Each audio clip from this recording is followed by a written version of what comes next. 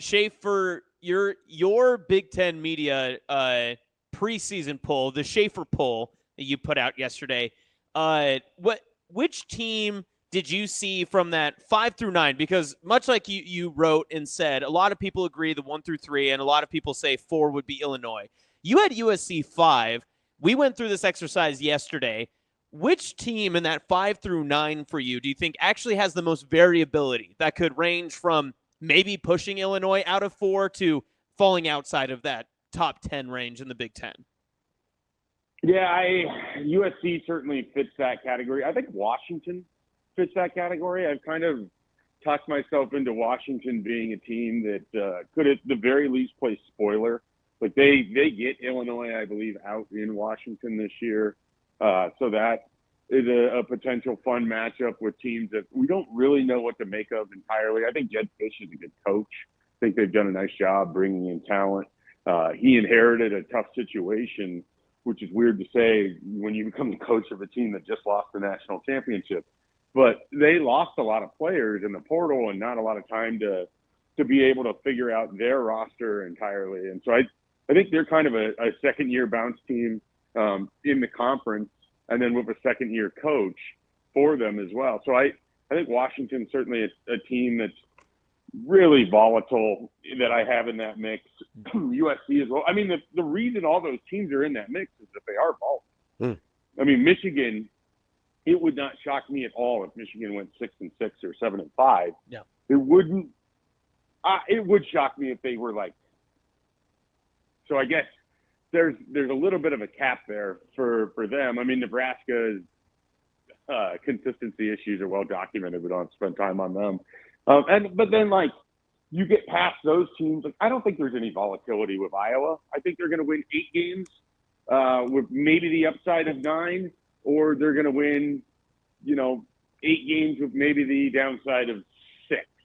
So there's not like a lot to kind of see there. Indiana, I don't really believe in the second year. So It's really just that handful of like starting with Illinois, USC, Michigan, Washington, Nebraska. Those are the sort of teams that I think could be on either side of in the top 6 in the conference or potentially in the bottom half of the conference. Shafe, I kind of want to go through this exercise with you real quick here as we're going through this, because you're talking about the volatility with some teams and the variance with others. I want to go down kind of your order here and tell me when to stop when you think a team couldn't finish in 4th place. Yep. Illinois, obviously you have in 4th. USC, Michigan, Keep going. Washington, Keep going. Nebraska. That's like right at the line for me. I think Nebraska could absolutely finish in 4th place if they have everything goes right for them. I don't think that's what's going to happen, but I think it's at least in the range of outcomes. Is it in the range of outcomes for Iowa? I don't think so. Okay. I don't believe in Iowa. When I say that, it's not to be so flippantly dismissive of their ability to put together an 8-win football program. I just don't think that they're going to be better than that. Like, I have genuine questions about how the offense will go. I love the addition of Mark Gronowski. But it's still a jump in level for him to go from the FCS and even at a place like South Dakota State where he's playing for national championships, he's now coming to the Big Ten. And this is a tough conference for newcomers. And so, I just don't look for that offense that leans so heavily on Caleb Johnson to be explosive and put up a bunch of points. And at some year, that defense isn't going to be able to save them entirely. So that's my cutoff point. And it wouldn't shock me, if they're better than a couple of the teams that I have in front of them. I just don't think they have the same upside.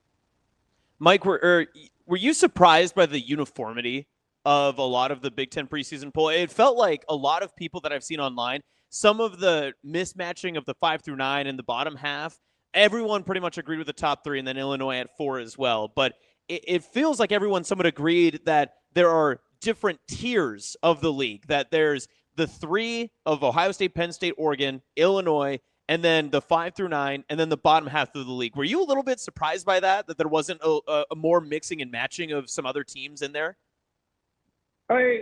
Not Not a ton. I mean, because with three of them, you have three very clear reach the second round or beyond in the college football playoff. I mean, you have the returning national champions, returning semifinalists, a returning quarterfinalists. So, yeah, those three kind of make sense where they are. They all have important pieces that are coming back to help establish them, at least offensively. And then, in the case of Penn State, it's sort of this is kind of time for them to fire their gun. This is their best opportunity to win the conference outright. So they were in the conference championship game last year. So those three, it's not a big surprise. I think Illinois is a lot of everyone looking for who's the next Indiana. And they check a lot of boxes. They finished the year relatively strong. The one thing about them, that defense was really suspect last year. I mean, if you look at what Oregon did to them, Dylan Raiola had a tremendous game, and then that was the last time he looked good until Wisconsin. So I do wonder if they have the defensive chops to be able to finish fourth in this league, depending on how the schedule breaks out for them, or if they have the offense that can sustain enough to get past what, is probably a pretty weak defense relative to what the expectation is. And then after that, yeah, it is.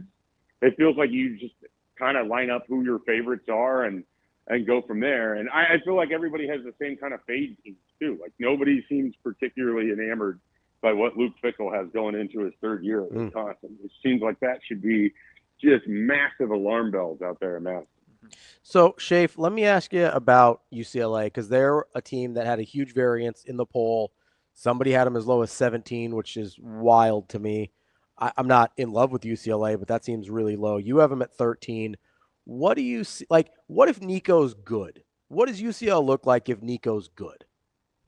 Yeah, I mean, I think they could be upper half of the – not upper half of the conference, but I think they could be the middle of the conference as their high point. Like, they could get to 8 wins. They could get to 7-5. Like, that's what team number 9 or 10 in this conference is going to be, because there's going to be a lot of, beating each other up. So, I think they have that in their bag. I just don't know that they can go out and win enough games to be a top 5 team in the Big Ten this year, right?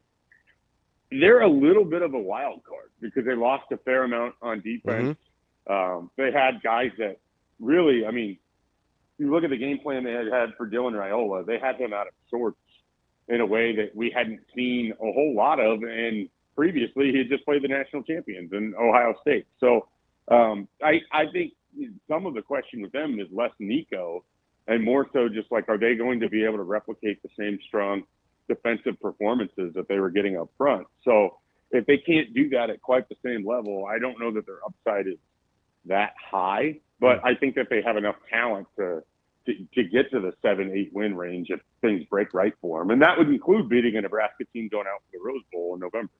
Schaefer, we were talking earlier about Dylan Raiola's X factors, Nebraska's X factors, that sort of stuff, and talked a little bit about Dana Holgorsen. But I'm curious. I had this thought come in last week, and we've kind of been stewing on it a little bit. But what do you think is more important with Holgorsen being completely under the fold here for essentially his second year? Is he more impactful for Dylan Raiola, or is Dana Holgorsen more impactful for the Nebraska football offense? I think he's more impactful for the Nebraska football offense because you kind of get to cheat and have Raiola as part of that answer. Fair. All right. So, good caveat. So you have that, but like I look at these numbers every time I write about it. I wrote about him yesterday. He's the number 2 player on the most indispensable Huskers list, and Emmett Johnson. His usage numbers when Dana took over just jumped off the charts. So the way Nebraska was playing offensively was different with Holgorsen, and you could see it in how Emmett Johnson was used. He was getting up to 20.5 touches. He averaged, I think, 6 receptions a game. He had 7 total receptions his entire previous year. And then leading up to that point in the USC game, I think he only had a handful of receptions. So they clearly changed some of the focal point of how they wanted to attack. And then they had an entire offseason to look at it and be like, okay, here's how we can use Emmett Johnson in this way. We went out and we have some running backs that we like that we can throw the ball to, whether it's Mekhi Nelson, whether Isaiah Mosey moves into that role. Quentin Ives is someone that can catch the ball out of the backfield. I still think there's real questions about him as your backup running back. So I think the offensive identity has changed with Dana Holgorsen.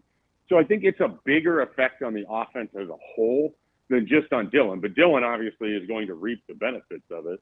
And if he can streamline easy, efficient throws for a quarterback that has, the brain to process all of this, like that's the real upside here. Schaefer, I know you got to go here in a couple of minutes, so I want to get you out of here on this. Is there anything you're looking forward to hearing from Big Ten Media Days? We heard a lot of interesting stuff from the Big 12, from the SEC. Do you anticipate, or are you looking for something specific from the Big Ten Media Days, whether from Nebraska or anybody else? I look forward to Tony Petitti just trying to whitewash the Michigan scandal like it never happened, like Rob Manfred talking about the 2017 Houston Astros. But so we'll have that to look forward to, because why would you ever want to hold anybody accountable? Just why would anyone want accountability in this level of society? Well, it's good. Jim Harbaugh's just such a lovable character. I mean, how could you not want him to win? I can't say the things I'm thinking on here. So, beyond that, like, there's not a ton. I'm not a big media days person. I'm much more excited to get over to practices here in the coming weeks and have the opportunity to kind of hear from the different assistants or hear from the different players about what it's sort of looking like and feeling like over there. I think Matt Rhule will do a great job representing Nebraska, as he always does, and all of that. I don't think there's going to be a lot we're going to learn. Like, I don't think he's going to sit up there and be like, well, you guys have been talking about who's going to be right tackle all offseason, and here's the answer. As nice as that would be, but I think we're going to get a lot of platitudes, and it'll be interesting too, because if you guys go back and think about it, they didn't want to get into specifics in the spring. Like, they didn't want to talk about specific players a whole lot.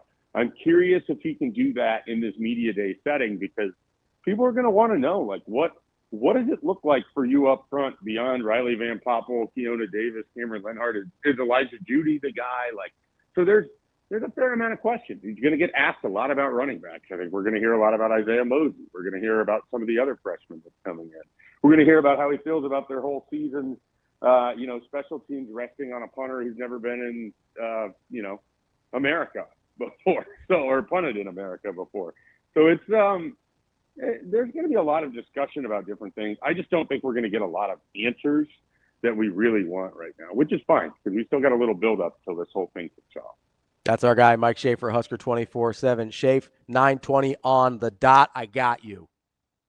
Hey, I appreciate it, guys, and thanks for working with me this morning. Absolutely. Thanks for joining us. We'll talk to you later.